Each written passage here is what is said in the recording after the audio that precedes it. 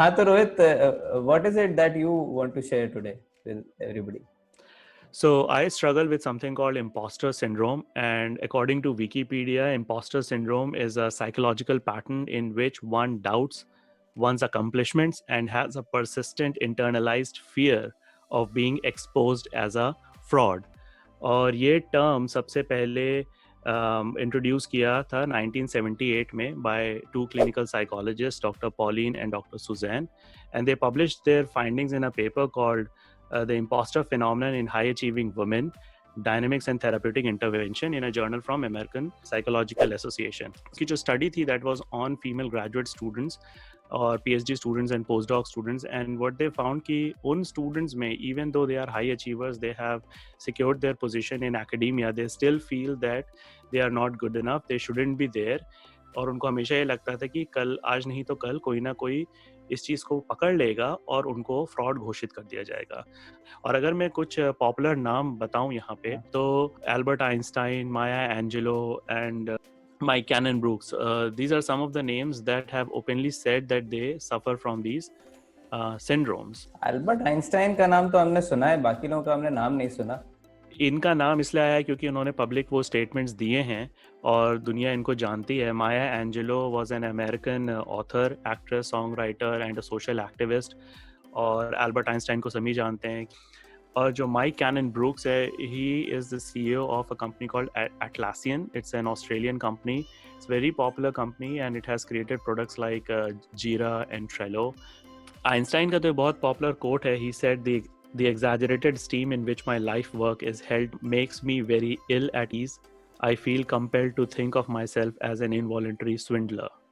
Or Nobel laureate Maya Angelou also once said that I have written 11 books, but each time I think, oh, they are going to find out now.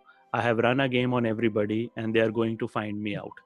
So I think many people suffer from this syndrome, and Birmingham university में जब मैं PhD कर रहा था तो वहाँ पे हम लोग के लिए एक स्पेशल वर्कशॉप भी रखा गया था जिसमें एक्सप्लेन किया गया कि कई बार PhD स्टूडेंट्स को, स्पेशली वो स्टूडेंट्स जो डेवलपिंग कंट्रीज से आ रहे हैं या वो बिलोंग करते हैं एथनिक माइनॉरिटीज़ को, उनके अंदर में ये फीलिंग डेवलप हो जाती है कि they shouldn't be there, they shouldn't be in such a high profile university. और ये फीलिंग मेरे में भी. कॉन्फिडेंस से कितना रिलेटेड है ये? If you are confident and if you have knowledge, आपको तब भी ऐसी फीलिंग आ सकती है. It's a good question. कई बार आप अपने आप में, अपने नॉलेज में कॉन्फिडेंट नहीं होते हो और तब आपको इस तरह की फीलिंग्स आती हैं. मेरे केस में ये इसलिए है, probably it's not because of my confidence. I think I am confident in the things that I know, but I also know the gap I have in the knowledge.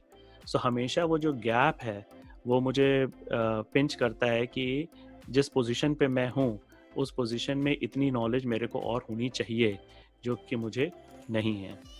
लेकिन सिर्फ आज की पोजीशन के बारे में नहीं, अगर मैं अपने पास्ट का भी देखूं तो मुझे कई बार ऐसी फीलिंग्स आई हैं कि मतलब, and I think it is because of the background that you are coming from. क्योंकि स्कूलिंग तो एक इलाहाबाद के एक अच्छे स्कूल में हुई, लेकिन it was not one of the top schools. And then undergraduate और मास्टर्स भी it was in a okay university. But I think ये feeling तब reinforce हो गई when I went to UK to do my PhD. तो वहाँ जाके जब मैंने अपने peers को देखा और बाकी students को देखा, and then I saw that they all are coming from very high profile universities, तो फिर मुझे ये feeling आ गई कि who am I coming from a very humble background studying in one of the top UK universities on full scholarship. कई बार ये feeling आती थी कि ये admission committee ने गलती कर दी, या तो मेरा सुपरवाइजर यंग था, उसने गलती कर दी मुझे हायर करने में. भैया, अगर तुम्हें अपने ऊपर भरोसा नहीं है तो तुम इसमें दूसरे के ऊपर भरोसा कर सकते हो कि भाई एटलीस्ट जो तुम्हारा हायरिंग पर्सन रहा होगा, they have sufficient amount of experience, they are adept at recognising and hiring talents. तो एटलीस्ट उनकी एबिलिटीज पे भी भरोसा कर सकते हो कि भाई वो बेवकूफ नहीं है. मतलब वही एक रेमेडी है. जब मेरे दिमाग में ये थॉट आता है तो फिर this is one of the things that I try to do. लेकिन this syndrome is like, you know, जैसे डिप्रेशन होता है, आपके पास कोई रीजन नहीं है बट इट्स स्टिल देयर. वैसे एक बात तो है कि साला अगर तुम थॉर होते तो ऐसा लगता कि तुमने जो है चुपके में हैमर उठा लिया है. मर्दी नहीं हो अगर थॉर की भाषा में बोले तो. आई थिंक उसका एक मैंने रीजन ये भी पढ़ा था कि जिनको ये सिंड्रोम होता है उनको ये भी लगता है कि जो वो कर रहे हैं वो कोई भी कर सकता है, तो वो ऐसा स्पेशल क्या कर रहे हैं. तो मुझे भी ऐसा लगता है कि यार जो मैं प्रोग्राम आज लिखा हूँ आर पे, वो तो कोई भी लिख सकता है, इट इज सो सिंपल। लेकिन रियलिटी में हो सकता है वैसा ना हो। अगर मैं वही चीज़ किसी और को बोलूँ कि यार तुम ये कर दो, तो बोले कि मुझे तो आता नहीं है। बट मेरे दिमाग में ये चलता है कि दिस इज सो सिंपल जो मैं अभी कर रहा हूँ बैठे हुए, कि ये तो कोई भी कर सकता है, तो इसके लिए मुझे ये नौकरी क्यों दी गई है? Why I deserve this position? इस पे तो कोई भी आ सकता था। ये बताओ कि if a person is passionate enough for his work, तब भी क्या वो सफर कर सकता है ऐसा इम्पोस्टर सिंड्रोम से? क्योंकि if you are very passionate, इंसान ये सोचता है कि यार कोई कुछ भी सोचे, हमें तो ये काम करना है। तो in that case also they will suffer from imposter syndrome. Yeah, I think so, because जिन लोगों का मैंने नाम शुरुआत में बताया, they are all passionate people. They were constantly achieving throughout their life. But sometimes I feel like this is more like clinical depression. In the past, people used to associate depression with situations. कि अगर आप depressed हो तो आपके जीवन में कोई ऐसी सिचुएशन है जिसकी वजह से आप डिप्रेस्ड हो। ठीक है, आपकी नौकरी चली गई, किसी की डेथ हो गई, आपका ब्रेक ऑफ हो गया।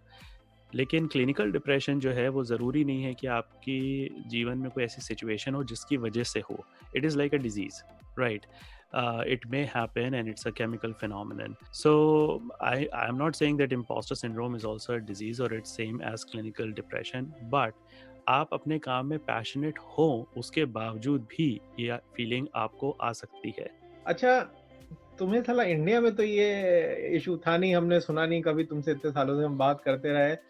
अब तुम जो है यूके यूएस जाके तुम्हें ऐसा लग रहा है फर्स्ट वर्ल्ड टाइप की प्रॉब्लम हो गई है तुम्हारे लिए, कि वहीं जाके तुम्हें ये सारी चीजें रियलाइज हो रही हैं।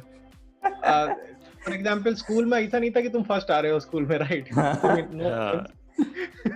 बट ऐसा तो था नहीं तुम स्कूल में फर्स्ट आ रहे हो, तुमसे ऊपर भी बच्चे थे जो इंटेलिजेंट थे, तो तुम्हें स्कूल में ऐसी फीलिंग नहीं आती थी? नहीं, स्कूल में नहीं आती थी बाबा। स्कूल में तो हम लोग ऐसे भी राजा थे। वहाँ पे तो ये था कि भाई स्कूल में आए हैं, अपना भोकाल है, अपना क्लास किया, चले गए। और उस स्कूल में तो क्योंकि आप 12 साल 13 साल उन्हीं बच्चों के साथ शुरू से पढ़ते आते हो, तो आपको वो डिफरेंस उतना नहीं पता चलता। आपको ये पता रहता है कि भाई एक सनकी है जो फर्स्ट आता है हमेशा, और एक सबसे गधा है जो लास्ट आता है। हम कहीं बीच में है। और स्कूल में बेसिकली जो बीच में होता है वो कूल होता है, कि हम फर्स्ट आने वाले की तरह सनकी नहीं है कि पूरे समय पढ़ाई में लगे हुए हैं और कोई बात ही करने के लिए जीवन में नहीं है, और हम इतने गधे भी नहीं है कि हम फेल हो रहे हैं। तो हम बेसिकली वो हैं कूल डूड्स जो पढ़ के निकल भी रहे हैं आराम से, और जो जीवन की मस्ती है वो भी कर रहे हैं। एक और चीज होती है स्कूल में, क्योंकि आप फीस भर रहे होते हो तो आपको इतने लोग सवाल नहीं पूछते हैं कि आप किस लेवल पे स्टैंड करते हो, किस लेवल पे स्टैंड नहीं करते हो। आपको ये सवाल तब पूछना शुरू करते हैं लोग जब आप कमाना शुरू करते हो। छोड़ो स्कूल, कॉलेज का ले लो। कॉलेज में तुम्हारा एडमिशन जो है किसी एंट्रेंस टेस्ट के ही थ्रू हुआ था ना, ऐसा तो है नहीं तुम्हारा एडमिशन तुमने पैसा दे दिया और तुम्हारा एडमिशन हो गया कॉलेज में। तुमने कोई ना कोई टेस्ट दिया होगा, क्लियर किया होगा, उसके बाद पहुंचे होगे। तो तब तुम्हें नहीं लगता था कॉलेज में, या फिर तुम्हें पीएचडी में ही क्यों लगा आपने? मतलब कॉलेज और पीएचडी के मतलब क्या फर्क हो गया? तो कॉलेज टाइम का देखो, अंडरग्रेड में तो वही बात थी। ऐसा नहीं था कि हम इलाहाबाद के एक मीडियम स्कूल से निकले और सीधे आईआईटी पहुंच गए। आई थिंक पीएचडी, एमटेक और पीएचडी के बीच में जो जंप था, that was like a really huge jump for me for multiple reasons. कि जिस यूनिवर्सिटी में मैं गया, that was one of the top 20 UK universities. जिस स्कॉलरशिप पे गया, that was a international scholarship जिसमें वर्ल्ड वाइड लोगों ने कॉम्पीट किया। And later on I get to know कि अराउंड 60-70 एप्लीकेंट्स आए थे, जिसमें सिर्फ 2 लोगों को सेलेक्ट किया गया, मैं और मेरा एक फ्रेंड विजय शंकर नटराज इंडिया से। और वहाँ पे जो बाकी पेयर्स थे मेरे, जो बाकी पीएचडी स्टूडेंट्स थे, they were coming from some really good universities. और PhD वगैरह का जो एडमिशन प्रोसीजर होता है, that is very subjective. उसमें आपको इंटरव्यू लिया जाएगा, फिर इंटरव्यू में ये देखते हैं कि बच्चे का बैकग्राउंड क्या है, किस कंट्री से आ रहा है, तो क्या उसको ये मौका देना चाहिए कि नहीं देना चाहिए।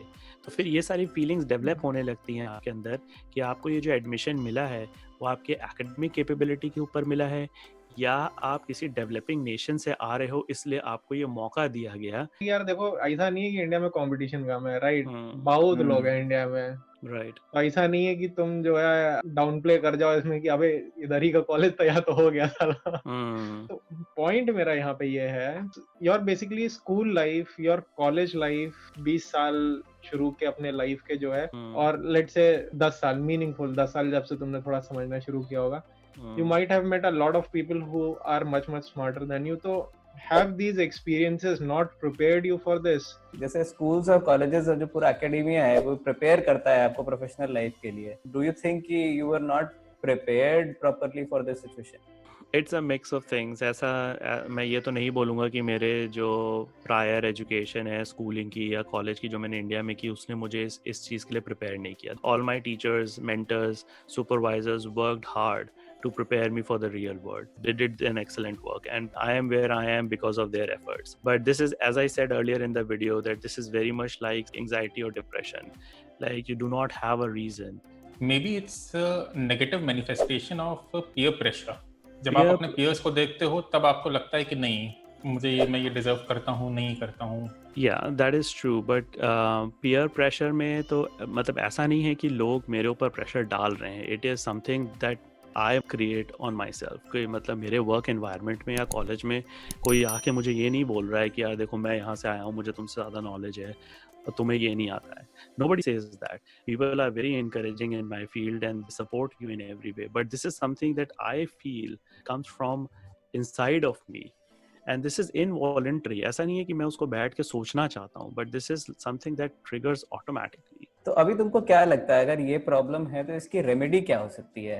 I think जो माइक कैनन ब्रूक्स ने कहा, whenever you get this kind of a feeling, then don't freeze, don't just go still कि यार मैं नहीं करूँगा, ठीक है? Don't freeze, just keep on putting your best foot forward and do what you can do. और अगर आपको ये लगता है कि आप इस पोजीशन को जस्टिफाई नहीं करते हो, you do not have what it takes, then try to develop that skill, try to meet that gap. I know how much skills I have, but I also know the skills and knowledge that I don't have. So if I give a weight to both the feelings, then probably in my mind I give higher weight to the things that I do not know, and which probably is not right all the time. It makes you sad, feel anxious, that eventually makes you depressed. ये जो perpetual insecurity है उसका ये positive effect हो सकता है कि it will push you to work harder, लेकिन उसका फिर ये भी कॉन्सिक्वेंस हो सकता है कि you might feel emotional and psychological burnout. That happens to me all the time. ये जो burnout वाली situation है, there was a point when I felt that I burned out